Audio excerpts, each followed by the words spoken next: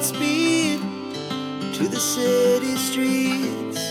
We began to feel the fire. We rise like tall buildings as the chemicals they take.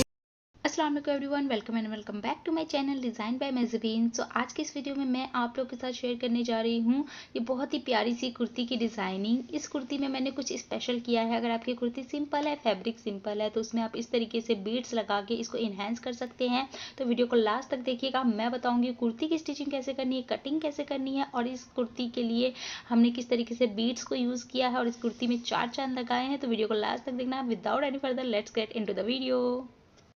इस कुर्ती की designing करने के लिए हमने यहाँ पे 2 मीटर फैब्रिक लिया है। आप अगर आपका चेस्ट 34 36 के अराउंड है तो आपको 2 मीटर फैब्रिक में आराम से कुर्ती बन जाएगी। यहाँ पे मैंने इसे 4 फोल्ड करके रखा है और फोल्डेड साइड अपनी तरफ रखा है और ओपन साइड जस्ट अपोजिट में रखा है। इसी में हमने क्या किया है, जितनी भी हमारी कुर्ती की लेंथ थी, मैंने यहाँ पे 39 लेंथ ली थी और उसको हमने कट करके निकाल लिया। जितना हम बचेगा उससे हम स्लीव्स बना लेंगे। अगर आपका चेस्ट 40 टू 40 अबव है तो आपको हो सकता है ज़्यादा फैब्रिक की नीड हो। तो यहाँ पे हम ना मेजर्स कैसे लेना है, तो देखिए पहले मैंने शोल्डर लिया है 6.5 इंच और आर्मोल की लेंथ ली है 6.5 इंच। तो ये मीडियम साइज़ के हिसाब से मैं सारी चीज़ें बता रही हूँ। और चेस्ट, वेस्ट और हिप ये आपको अपने बॉडी के अकॉर्डिंग लेने हैं। तो यहाँ पे पहले हम ना ऊपर साइड चेस्ट की हम देंगे और यहाँ पे हमने 6.5 इंच पे लगाया है एक निशान और हमने एक 12 इंच पे लगाया है। तो 6.5 इंच पे जो हमने लगाया है वहाँ पे हम लेंगे वेस्ट और 12 इंच पे जो लगाया है वहाँ पे हम लेंगे हिप।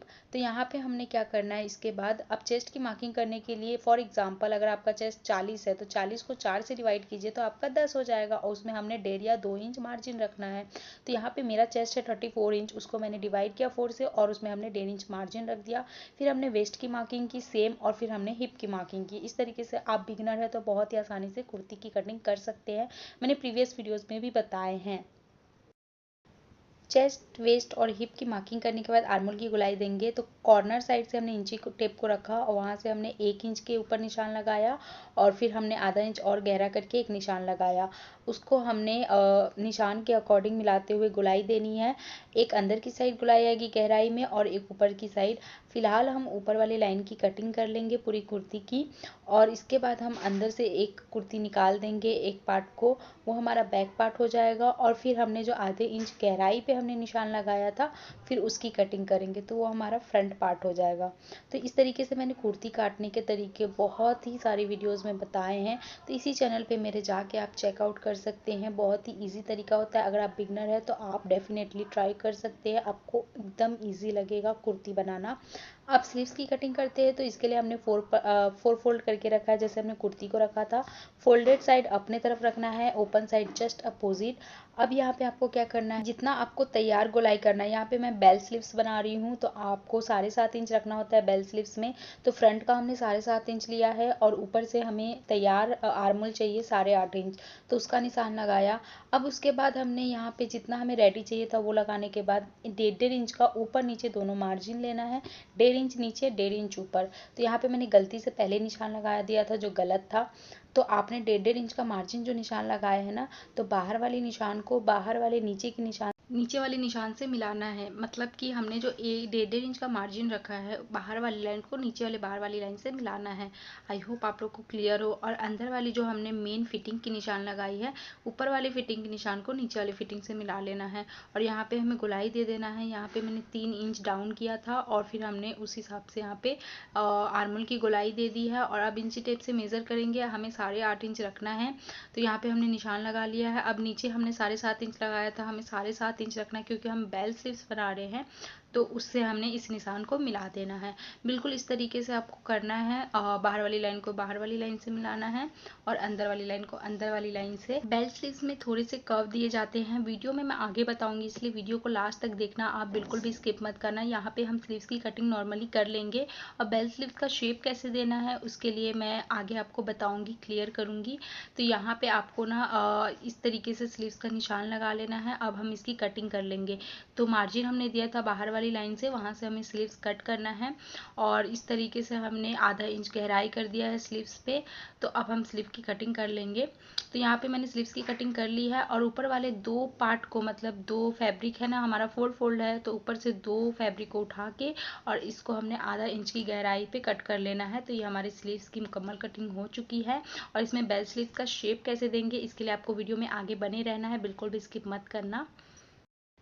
इसके बाद हमने कुर्ती में नेक बनाना है। तो यहाँ पे मैंने फैब्रिक पे सेंटर मार्क कर लिया है और यहाँ पे फ्रंट बैक मैंने सिंपल राउंड शेप का नेक बनाया है, जो कि बनाना बहुत ही ईजी है। इससे पहले वाली वीडियोस में मैं बता चुकी हूँ, तो लिंक डिस्क्रिप्शन में मिल जाएगा, आप जाके चेकआउट कर लेना। यहाँ पे मैंने फैब्रिक पे फ्यूजिंग पेपर को अच्छे से स्टिक कर लिया था। उसके बाद उसका भी हमने सेंटर मार्क किया और सेंटर को सेंटर से मिलाते हुए सीधे पार्ट में हमने इस फैब्रिक को रखा और यहाँ पे हमने इसमें बुकरम के जस्ट बाजू में एक स्टिचिंग लगा ली और उसके बाद हमने फैब्रिक को आधा इंच के करीब रखते हुए इसकी कटिंग कर ली।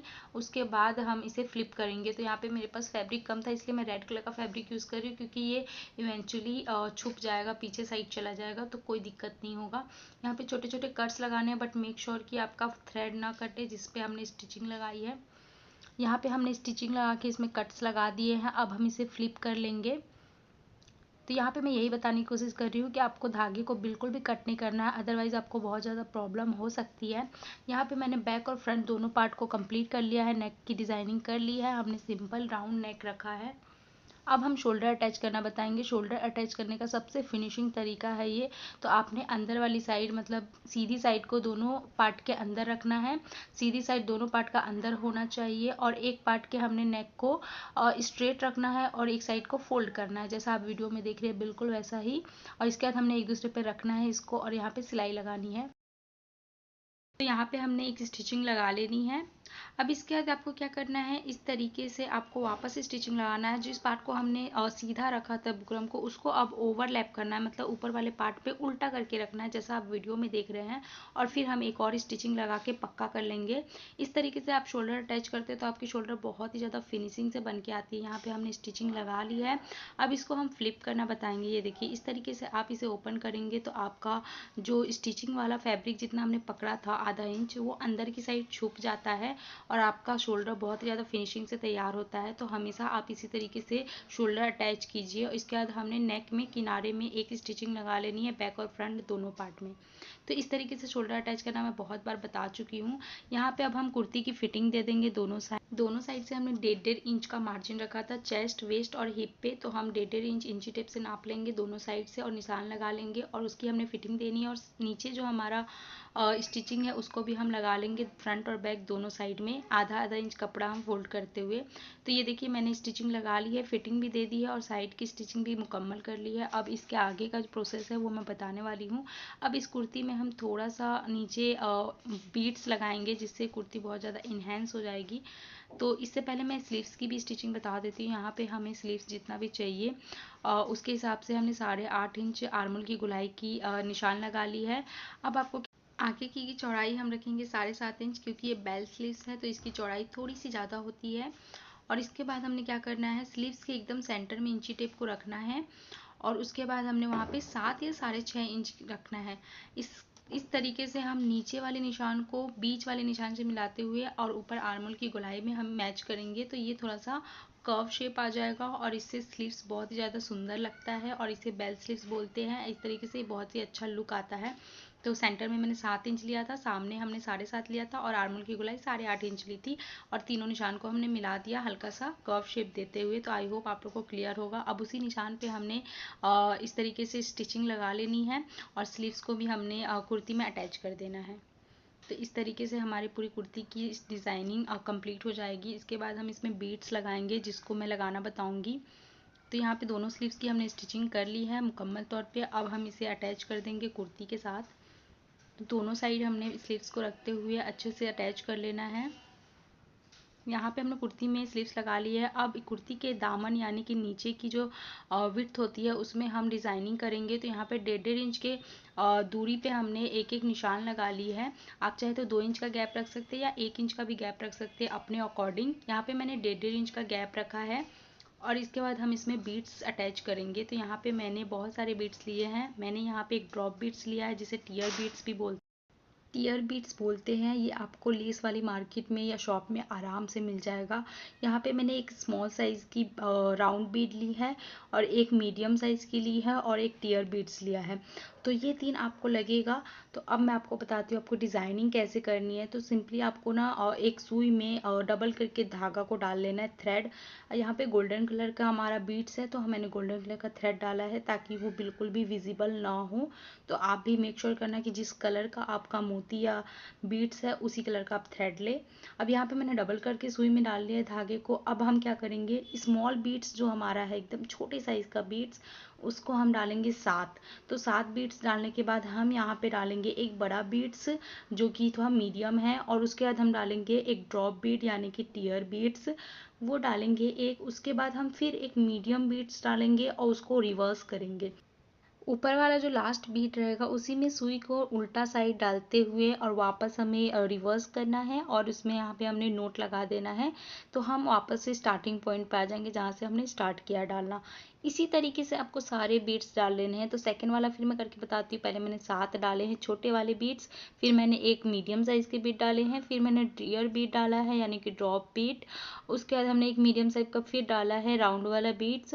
उसके बाद हमने इसको रिवर्स कर दिया है। वहीं पे हम उसी पॉइंट पे पहुंच जाएंगे जहाँ से हमने स्टार्ट किया था, और फिर उसको नोट बांध देंगे।